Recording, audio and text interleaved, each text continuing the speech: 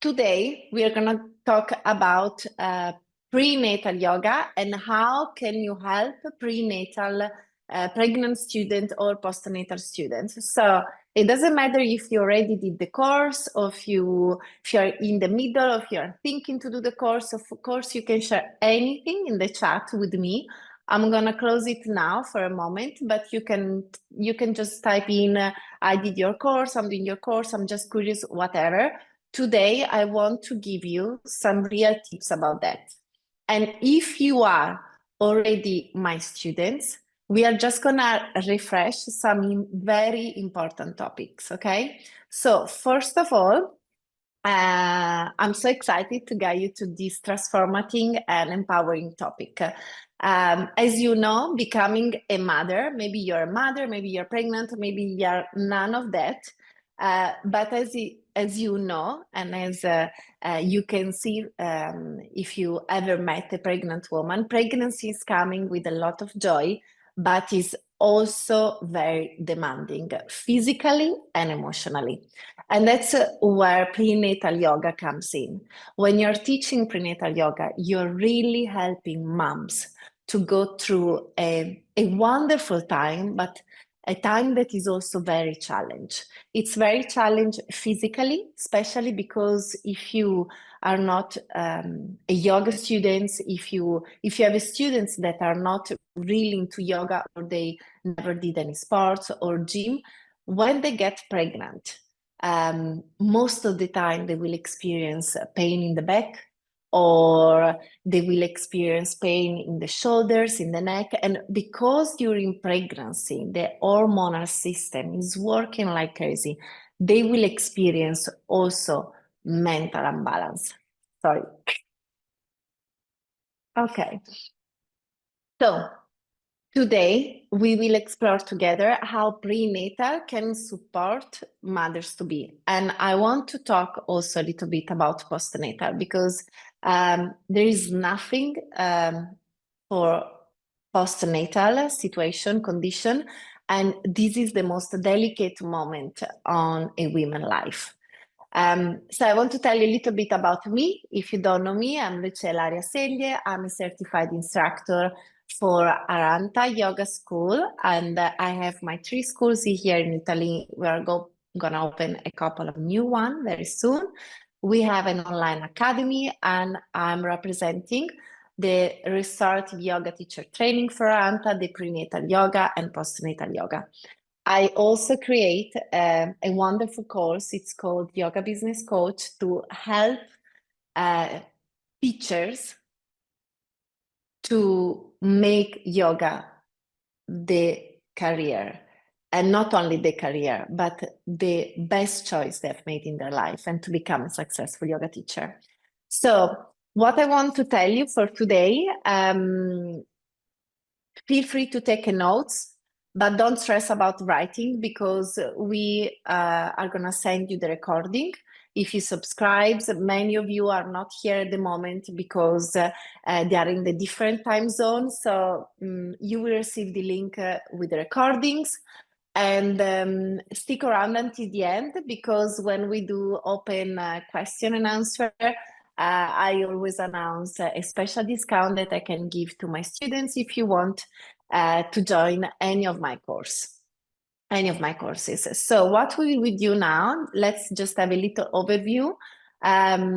We will talk a little bit about the science behind prenatal yoga and mom-to-be, and how yoga can prepare the moms for labor. I have here some notes, so you will receive the recording and I will prepare some notes as well. Then we will check together, you will try with me today, a practical breathing techniques that can really help moms during the labor. And we will see together the most important poses for prenatal yoga. So let's start. Okay. Any questions before I start? I always say that if you have any questions, just type them in our chat, and time to time, I'm gonna take a pause and I'm gonna check them. Like when I'm doing this, I'm looking at your chat. Good. Many of my students, they bought few courses, but they didn't start it yet. And I think because it's the new Sankalpa, it's the new goals for the new year. Okay. So let's talk about what is happening during prenatal. Okay. So why prenatal yoga is so important as a practice? First of all, I have to be very sincere with you. 70% of your students are women. And all of these students, they are between 30 and 45. This is the average number I have from statistic numbers. Like there are some differences between America, between Europe, but this is the average. If you have a look of the major of your students, they are between 30 and 45. And it will be very common for these students to get pregnant because the major part, at least in Europe, practicing yoga is still women. So one reason to become prenatal yoga teacher is not only to help moms, and is not only if you love prenatal, but is also because when your students get pregnant, if they don't come to do yoga with you, they will have to find another teacher. And maybe that teacher will not know anything about the students, or, it's always better to be followed by your teachers that knows you. For example, I know everything about my students. I know if they had any condition, past condition. I know when girls they're looking for a baby, so I give them special sequence for fertility. So there are really many reasons to teach prenatal. And of course, if you can follow your students during prenatal time, then they can come back during postnatal, and then they will just grow with you, and most important, you will grow as a teacher. So this is another reason that I want to give you today. What is doing yoga? Yoga is helping moms to balance all the hormonal changes in the body. So during pregnancy, the body is exploding, especially in the first 8 weeks. The body is creating a crazy amount of hormones to save the pregnancy. So basically, what is happening is that you become pregnant and your body somehow is fighting with this pregnancy. It's very chemical and it's very medical. I will not go in details into that. So what is happening? Our body is creating so many hormones and different ones to preserve the pregnancy and the start and the beginning of the pregnancy. And especially in the first 8-12 weeks, moms will experience crazy nausea, headache, big fear, because until the 12 weeks, you don't know if everything is okay, if the pregnancy will go. It's also the risky part, the first 3 months. So by teaching prenatal yoga since the beginning, you can help mom to relax. The first trimester, if you want to take notes, this is very important. The first trimester is like the last one, because in the first trimester, you are experiencing fear, you're scared that you cannot go on with the pregnancy. And in the last trimester, you are scared about the labor. So what you need in the first one, mentally, it's very similar on what do you need in the last one. Of course, the practice is different because in the first 3 months, you basically can do everything, but most of the time, you will have this stomach problem, nausea, headache. So it's true that you can do everything, but you don't want to do everything.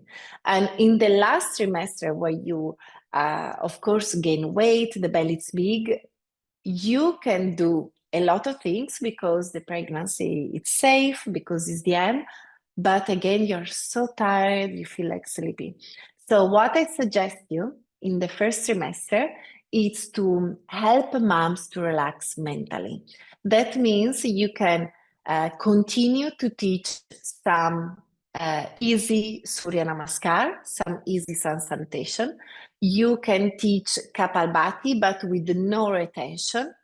You don't hold your breath during pregnancy, and you can teach Anulom Vilom, but again, I suggest not to hold the breath. So basically, if you teach Capal Bti, you just do an easy round with an easy rhythm. If you teach Anulom Vilom, you just teach to mom, inhale 4, exhale 8, inhale 4, exhale 8.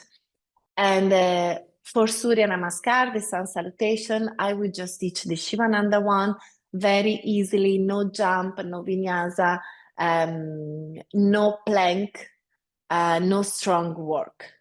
And this is what I will do for the first trimester. About the asana, just keep in mind, I want to tell you that everything is explained in my courses and in details. So I have more than 50 videos in the prenatal yoga course, and there are 2-3 manuals, so there is everything, pictures, video, and everything. But just to give you an overview today, I want to suggest you, for example, in the first trimester, to avoid completely inversions if they have nausea, because all the acidity will come up from the stomach. And very important, avoid twisting asana, because if they are experienced students during the twisting, they will go in this very delicate part where everything is starting, so the ovaries and the uterus. So basically, it's true they can do everything in the first trimester, but you have to be careful with the nausea, acidity. So I will avoid inversion. I will choose some easy asana, especially standing. For example, Tadasana is very good, Utthita Trikonasana, the triangle pose, Utthita Parsvakonasana, all the warriors. These are always very good in the beginning. Also, because if you're scared of something, think about that. The warriors, they will give you the strength to go through that. Funny fact, when I was pregnant and I was teaching until the 8 months, I think, my students told me after that I was teaching so many warriors that they were scared to come in the class, because I had this big belly, but I really had the need to practice on myself and to teach strong poses, because I need to feel myself courageous and ready for the labor. And then I will teach a lot of relaxation and meditation to prepare moms to the big changing. So they have to be prepared to go through the big changes. So this is for the first 3 months. Then let's talk about, if you have questions, just write in our chat. For the second trimester, let's say 4th, 5th, and 6th month, this is usually the best time, because nauseas are gone, fear are gone, and you finally, hormones, they start to be stable. So while in the first trimester they do a parabola like this, in the second trimester they're more like this. Then they will start again to play with us in the latest trimester. So the middle part of the pregnancy is usually when moms feel good. So you can start to talk a little bit about the labor and how they can be prepared for the labor. And I will teach, of course, some easy Surya Namaskar, of course, some Anulom Vilom. I will stop Capal Bti, and I will teach asana focused on hip openings and pelvic floor. So in my course, I talk a lot about pelvic floor. There are also pictures. You need to know, I call it this half moon, which is the pelvic floor.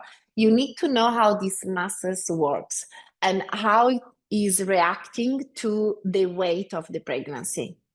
Okay. But this is the anatomy that is on the course. So let's talk about the asana. Second trimester, I'm suggesting you to teach the pigeon pose with support, like a bolster. This is always the best option. If we have time, I will show you some poses. Then I will teach Upavishta Konasana, the wide open angle pose. This is always very good. Of course, Baddha Konasana, butterfly pose, and Supta Baddha Konasana, the butterfly pose that you can hold 10-15 minutes with support with your legs in butterfly pose. All these three, they are very good for many reasons. I repeat, pigeon pose with support, Upavishta Konasana with support, Baddha Konasana with support, Supta Baddha Konasana with support, and Supta Padangustasana, the gentle stretch you can give with your leg up and your leg open. Okay, so this family of asana is very good for lower back, is preventing lower back pain because is helping moms to release tension from lower back and gluteus. Remember that the gluteus, it's called gluteus maximum because it's big, it's the biggest muscles that we have, and it has to preserve the column, the spinal column. And in pregnancy, because we gain weight, the gluteus and the legs are getting more muscles.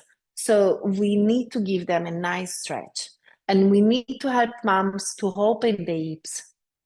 So this family of asana is very good for the middle part of the pregnancy because it's preparing moms to go through the last trimester.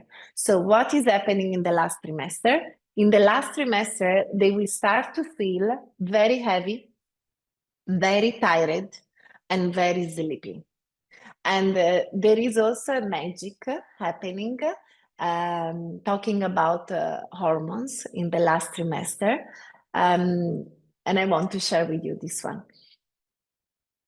Our body, it's so magical that is creating different hormones and different amount of hormones every month, not every trimester, every month. And more we go to the end of the pregnancy, more you will listen your students say, oh, I can't do it anymore. I'm sure I'm gonna give a birth before the due date, which is never happening usually on the first child. Or they will start to say, no, I can't anymore, even if they love their pregnancy and it was beautiful, because our body is creating an hormones by the end of the pregnancy that is helping us to detach from the pregnancy and get ready to the labor, to meet our baby. And then is creating more relaxina. Relaxina is the hormones that is going to help us to give a birth and feel less pain. The body is creating hormones to start to create the milk, to prepare the body to breastfeed. So your moms at the last month, they can experience to find their t-shirt wet because they start to lose colostrum, the white one, the first part of the milk, when it's not milk yet. So this is how magical is our body. If you hear my dogs are barking because I always host the webinar at home, hope they will stop soon. Okay, I take this moment of pause to check if there are some questions about that. Hi, Stephanie. Stephanie, you're asking me to demonstrate many things. They are all in my course. Did you take already my course, the prenatal? Because it's everything there. Capal Bti for pregnant. Okay, is there. Stephanie, is there. The sun salutation is there in the course, is in section B, and is one of the first, is the first things you're going to learn from me, and it's done with double camera. So you can see how I will teach the Surya Namaskar for pregnancy. It's like 1 hour recording. It's really a lot. And fertility sequence, it's another course, but I can teach you a very good asana that you can use before pregnancy and during pregnancy. Yes, we will do that. And yes, I can demonstrate Capal Bti now. Okay. Okay. Another student is asking if I have a especially prenatal course for women who have had a pregnancy loss or gone through EVF. No, but I'm talking a lot about that. So yeah, fertility yoga, it's amazing. It's amazing. I still don't have the course in English, but I definitely can talk to Arhanta about that. Corinne is asking if Surya Namaskar needs to be avoided during the second trimester. Corinne, did you check my course? Just to know if where this information is coming from? Okay, while Corinne is answering me, maybe. Okay. I'm reading everything. Okay. So let's start from the beginning. Capal Bti for pregnancy. So Capal Bti for pregnancy, we are talking about the first trimester. I will not recommend Capal Bti in the second, in the third one. Is a normal Capal Bti without retention. So the rhythm will be, okay, the one that you learn to teach to beginner students. For example, you don't focus on the belly, but you focus on this part of the body to clean the respiratory system, which is working very well for me because I just had a little cold. So you don't focus on the belly, just on the upper part. And because Capal Bti, as you know, the meaning of Capal Bti, it's a shining skull in English. So shining head, you can just use Capal Bti to help moms to release mental tension and to clean this upper part. I don't know if you know, but in pregnancy, you can have, it's called pregnancy cold. It's like a cold that you have for all your pregnancy. Usually, if you have that, it will start in the beginning and it will stay with you forever. I had it for a few months. It's like a running nose. So Capal Bti can really help that. You can do just a short round, for example.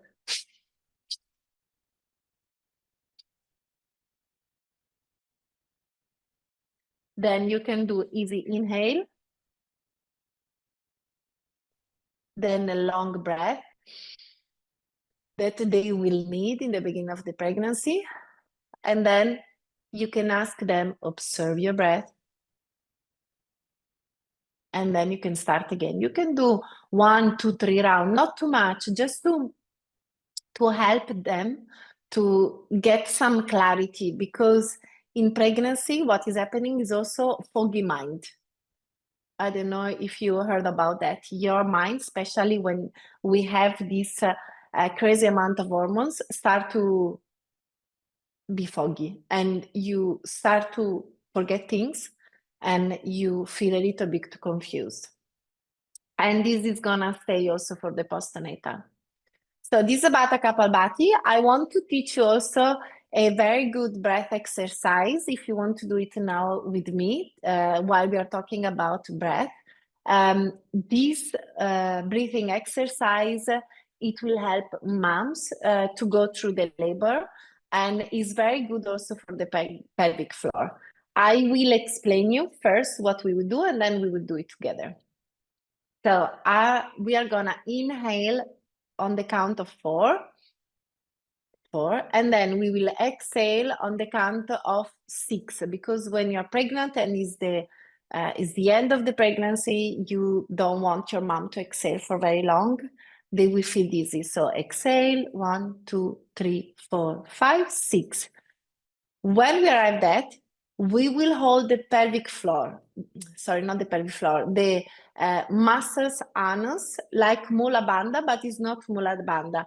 We will think that we have to go to pee, and we are gonna take all these muscles up. I explain this in my classes, like imagine that there is an elevator. There is an elevator from your vagina muscles or anus muscles, and we're gonna take this elevator up.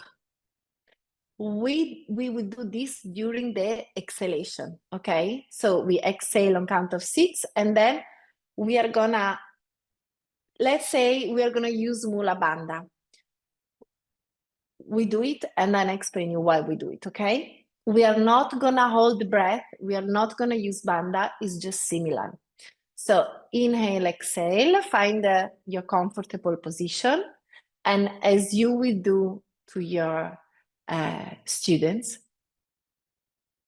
just take a moment to observe the breath. Always ask to your students before any breath exercise to hold their breath,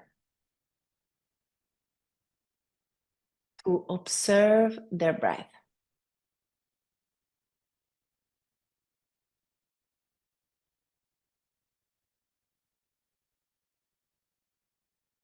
Relax your hand on your knees.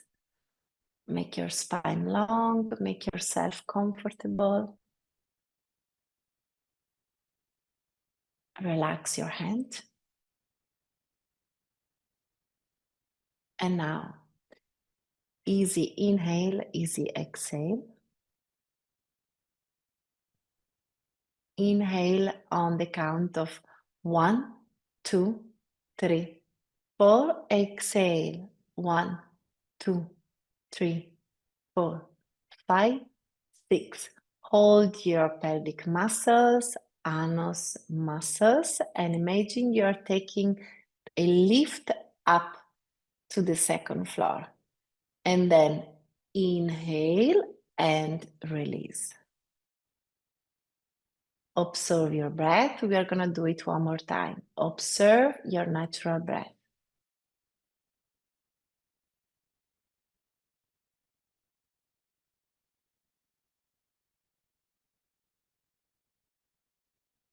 Inhale, 1, 2, 3, 4.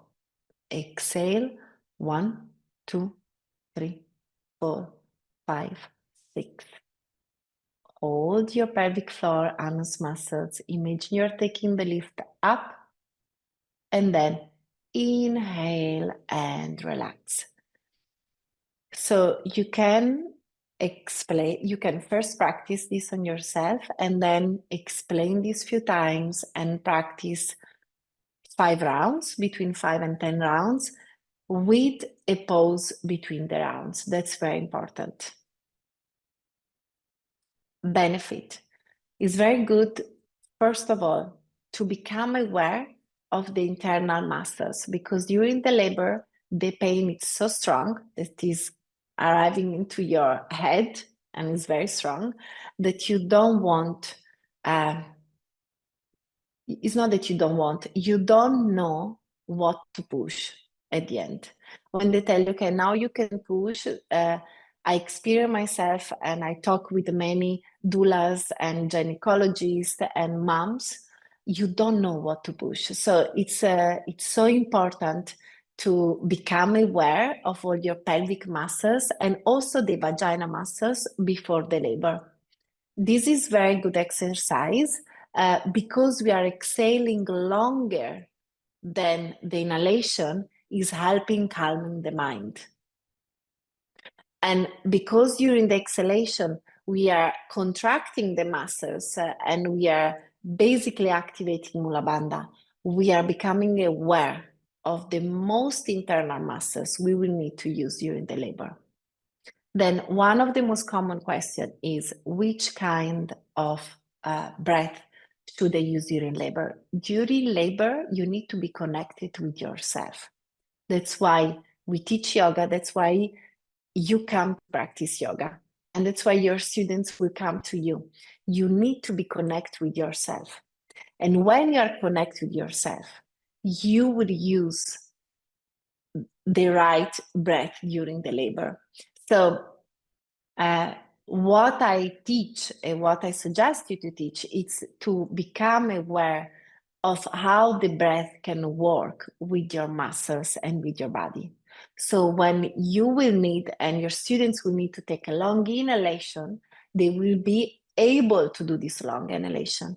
And when your students will need to push, they will know that if they push after the exhalation, they will create more pressure and they will help the baby to come out. Okay?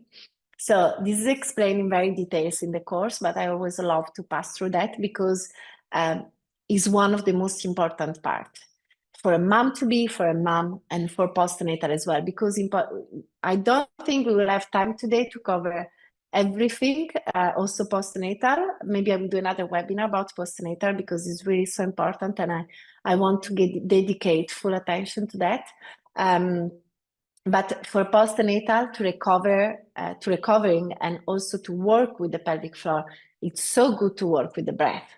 And trust me, you want to learn that because after labor, you can experience very discomfort, like you cannot hold your pee, you sneeze and you feel like peeing, or you cannot hold when you have to go to the toilet, or you can experience pain during sex. So it's very important to learn what to do in postnatal situation. And it's also nice to open more classes and to have a bigger offer for your students. I'm going back to questions. Before to go further, I will start from up. Okay.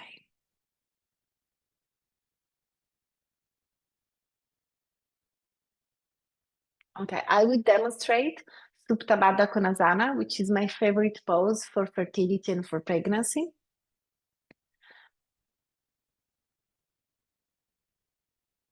It's good to avoid Surya Namaskar during the second trimester. It depends everything how you do it.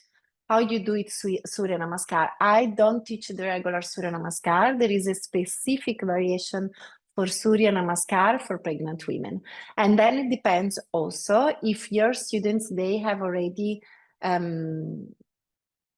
yoga experience. For example, I'm teaching to intermediate students, and 90% of my intermediate students are women between 30 and 45.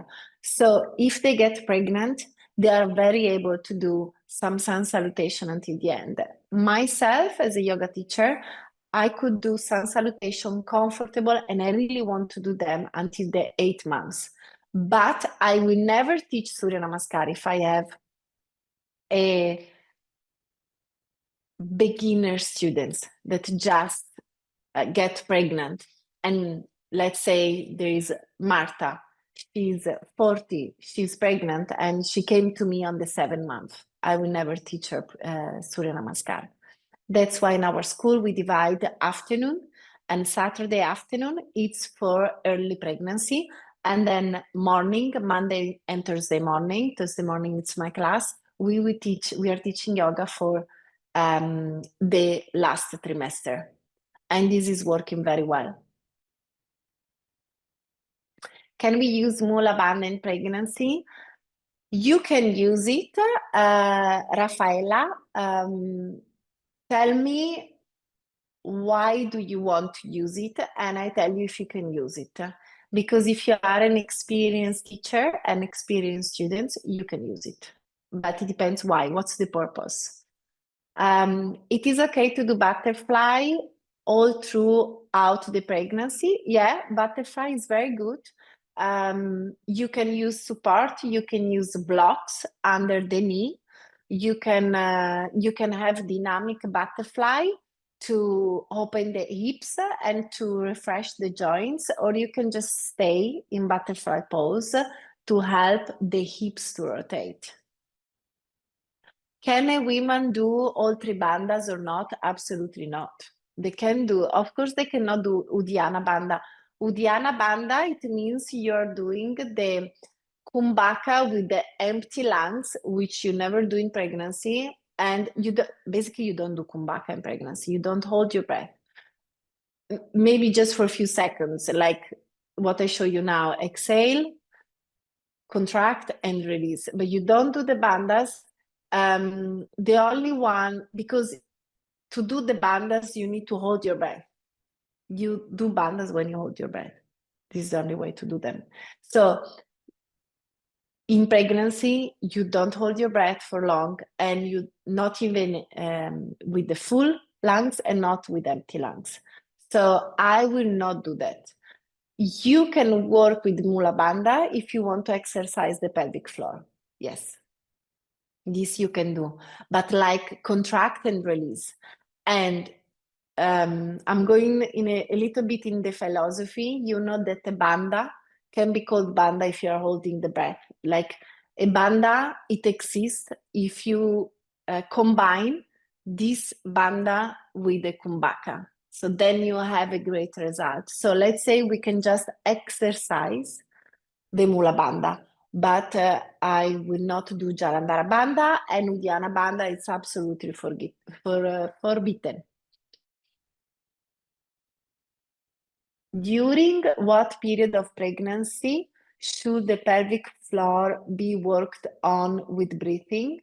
But you can work, as I told you, with pelvic floor with the breath always. Like, do it with me. If you inhale now and you contract your anus and all the vagina muscles, and then you exhale and you release also the contraction, then we are already working with the pelvic floor. If you need some specific exercise, because let's say you have some specific pelvic floor condition, then it's better to go to the doula, specialize in pelvic floor, and they use also some tools that you can use in the vagina to help the muscles to exercise yourself. But it's not yoga. It's something that you do because there is a specific condition. What happens with the breath during the pelvic floor hold? You just hold it for a few seconds, but it's not a kumbhaka. You just contract and release. You don't have even to think about the breath, you know? To teach prenatal yoga, you have always to think what is good for pregnancy. So if I inhale, then I exhale. Okay, this is my pelvic floor. I inhale, and then I exhale. And you can do also the opposite. You can inhale and relax, and then you exhale and contract. But is a movement that is following the breath. The important part is that you don't get confused. Do not use bandhas and kumbhaka in pregnancy. We can just exercise our pelvic floor. Okay, Raffaella, it will be bad for pregnancy. The activation is not bad for pregnancy, the Mula Bandha activation, just don't hold it. Okay. Then Emily is asking, is it best not to engage abdominal muscles through the pregnancy, or is it okay engage the abdominal before mid-late pregnancy? Emily, explain me how. How do you want to engage them? Because the abdominal muscles are always engaged. If we walk, if we do, for example, if we do the cat and cow pose, they are engaged. If we do the tiger pose, which is cat and cow pose with the legs up, they are engaged. So it depends, how do you want to engage them? Personally, I was practicing a lot during pregnancy, and I was also going to a personal trainer, and I was engaging abdominals, but with one personal trainer watching me while I was doing everything. And I think thanks to that, I didn't have any problem during the pregnancy and after. I was really exercising in the right way. Okay. Of course, I will not do abdominals because you are risking to have diastase recti. So the when the abdominals are opening from the side and then they will never go back in. And there are some severe situations when this is happening, and then you need also, they suggest you to do chirurgia. You need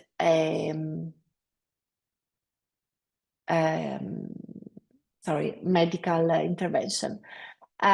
So, for example, Supta Padangustasana, when you open on the right side, this is very good. Your abdominal are just taking the leg on the side. If you want to use some precaution, as I teach in the course, you can always place a bolster or a block under the leg. This is how you can prevent any strong activation by using props. Okay. So we have few minutes left. If you have any other question, just keep writing. I want to show you the most important position for pregnancy. I really want, which is in my course. I have today 2 blocks. I always teach prenatal yoga for home as well. So everything what I'm using here today, it can be substitute for what you have in the house. Let's see if I can have a nice, there is one extra light. Keep writing questions, guys, if you have them, because then we have 10 minutes or so.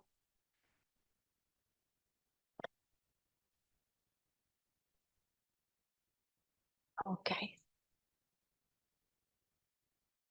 So, for example, if you don't have all the props, you can have 2, 3 blankets more.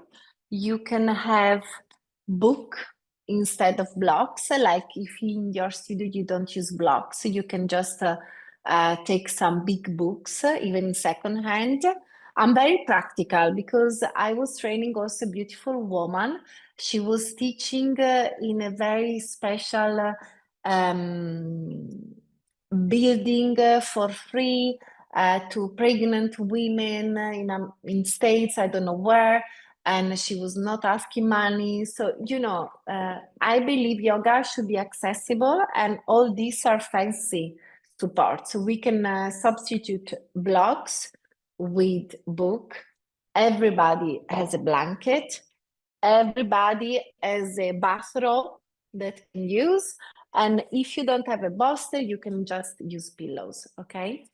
So I'm missing 2 more blocks here, but I will teach you for the best position for women in general, women for fertility, endometriosis, postpartum, prenatal, is this position. And it's Supta Baddha Konasana. This position can be done for fertility twice a day for 15 minutes, 1-5.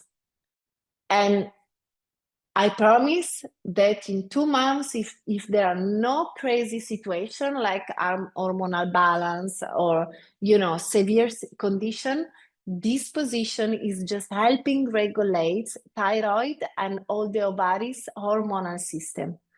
And this is the science behind yoga. So you can practice this pose if you're pregnant with the 2 blocks. This is the principle of pregnancy. Always use this inclination. So you will not lie upward with your belly and your back flat on the floor, which is risky for vena cava, but you will always have this kind of pendency. And this is good and safe. Then, of course, we have our intelligence, and if we don't feel comfortable in something, like I teach in my course, we don't do it. Because, for example, myself, I was not comfortable in some position from the day 1, but I was very comfortable in some other position, also in the late pregnancy. So it depends. Then for the blanket, we can create a very high support with just 1 blanket, okay? This is almost like a bolster. In my courses, this is recorded with double camera. So especially in prenatal yoga, I have double camera for all the poses, so you really can see every angle.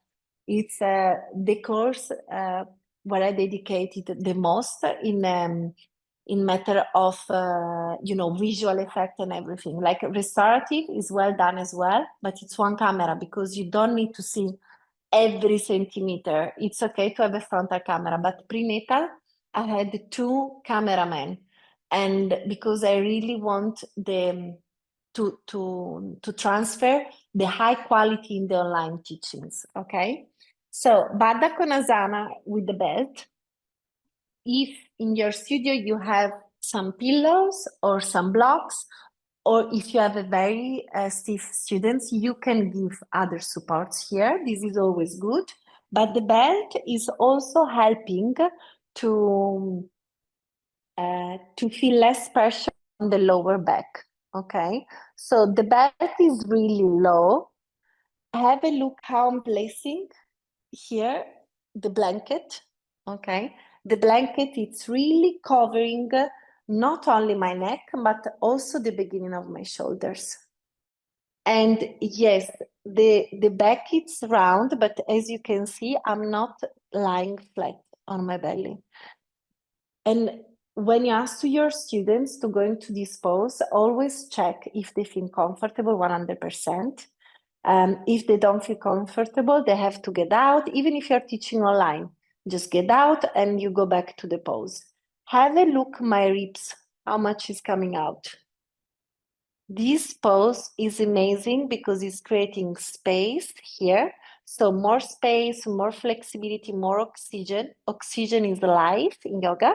And then here, it's opening the rib cage. So breath, stomach, heart, vascular system. And is helping also moms during all the pregnancy to open the shoulders and to realign the spine, because as you can see, my neck has a natural, you see, it has a natural curves, but is supported. My shoulders are going down, and this is the best position. Fertility, pregnancy, and also postpartum, especially if the period is not arriving. As you know, sometimes women in postnatal, they will have period after 2 months, 3 months, 6 months, sometimes 1 year. Depends also from the breastfeeding. So this pose regulates everything. And if you have very stiff students, just keep in mind you need to use some support underneath. Okay, this is the key pose with meditation and pranayama for fertility. Is the key pose for pregnancy, and for sure is a key pose to recover in postnatal. But postnatal, it's a big topic. There is a full course dedicated to that. So I promise I will do another webinar for postnatal. We will talk only about postnatal. Okay. So one more question. It is advisable to follow the postnatal course for students who start restorative yoga after giving birth? Yes, of course. Okay. Or is necessary to follow the prenatal yoga training? Perché the prenatal yoga training is if you want to teach prenatal. I think you can understand very well the postnatal because you did the restorative. Postnatal and restorative, they are completely different things. Postnatal is about a reactivation about the pelvic floor. So in all the asana, I teach how to use the blocks to activate the pelvic floor and the abdominal, but in a good way and gentle way. Restorative yoga is completely different, and you don't need to do prenatal unless you want to teach prenatal, and then you have a full picture of everything. So if something comes up to your mind, of course, we will, I'm always available. please don't write me on social media. I lost messages there. I'm just posting videos and nice material, but I am really bad at answering on social media. Just find me, there is my mail everywhere. You can contact me through Arhanta. Like really, I'm available and accessible with Arhanta, okay? What I want to tell you to close here, it's if you're interested into any course, you can just send a message to Arhanta or to me. And because you're attending the webinar and you probably are already my students, most of you, I can give you a special discount that is usually 20% on any of my course. And if you want to know something specific, you can go on Yoga Business Coaching page on Arhanta and you can book a call with me for 15 minutes, okay? So if you want to know, for example, which course to choose or is a postnatal yoga, you can book a call if you want with me. Or if you need some support as a yoga teacher and you want to know how my yoga business coach can help you, anything, just book a call. It's 15 minutes. I'm available. There is a calendar, so you can book me and we can have a one-to-one 15 minutes. And we can see together how can I help you, maybe with some more. And yes, Stephanie, you can contact me. It's not available yet, but yeah, you can contact me, of course. What I want to tell you, okay, this is about the discount. Then the next live webinar is going to be postnatal. I'm going to put that on my calendar. I want also to tell you that I'm going to India for 1 month in March. I'm going to take my yoga students from my school. I'm going to take a group of 40 students to India, to Arhanta Yoga Ashram to study.